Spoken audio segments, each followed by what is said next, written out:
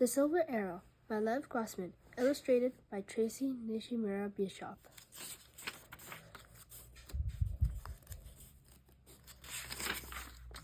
Uncle Herbert is a bad person. Kate knew only two things about her Uncle Herbert.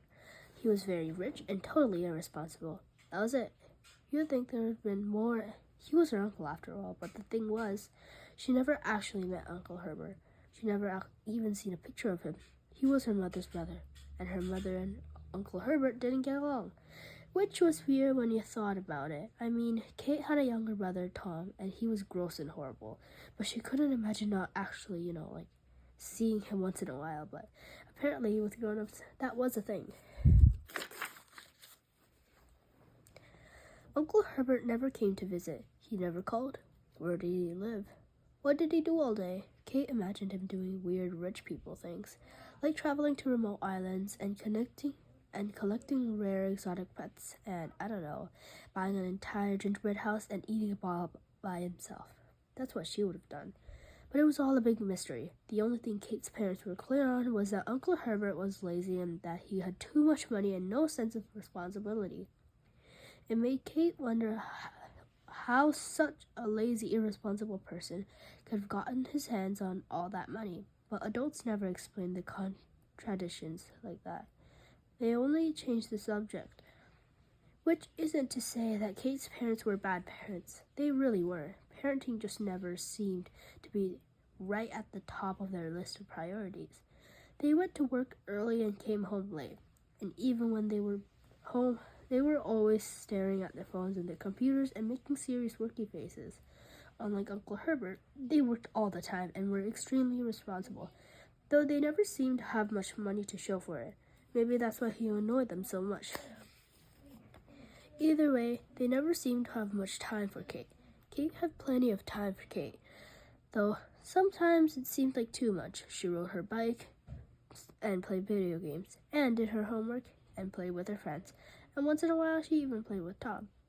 She wasn't one of the kids in her class who had a special talent, like drawing or juggling 4 beanbags at once, or identifying rare mushrooms and telling the difference between the ones you could eat and the ones that could kill you, though she often wished she was. She read a lot. She had to be told with tiresome frequency to close her book during dinner. Her parents sent her to piano lessons and tennis lessons. They sent Tom to cello lessons and happy dough lessons.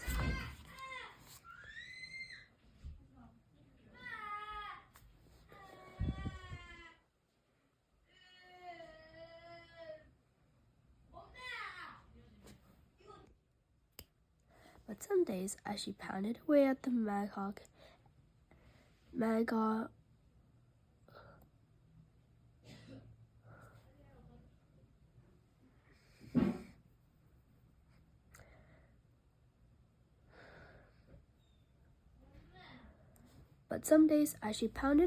the mahogany upright in the living room or punched in the backyard, in the garage door with her forehands and backhands, Kate found herself feeling restless, impatient. What was the point? She was young enough that all she had to do was kid things, but she was also getting old enough that she wanted to do more than play games and pretend. She felt ready for something more exciting, more real, something that actually mattered. But there wasn't anything, just toys and games and tennis and piano. Life always seemed so interesting in books, but then when you had to actually live it, nothing all that interesting ever seemed to happen. And unlike in books, you couldn't skip ahead past boring parts. That's probably why on the night before her 11th birthday, Kate sat down and wrote her Uncle Herbert a letter.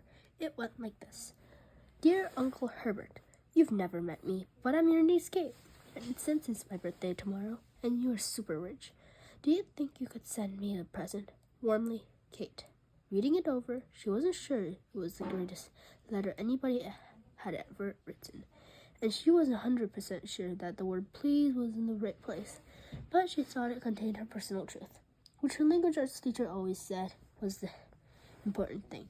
So she put it in the mailbox. Probably nobody would ever read it anyway, because she hadn't put an address on the envelope, because she didn't know where Uncle Herbert lived. She didn't even have a stamp for it, which made it all the more surprising when a present from Uncle Herbert arrived the very next morning.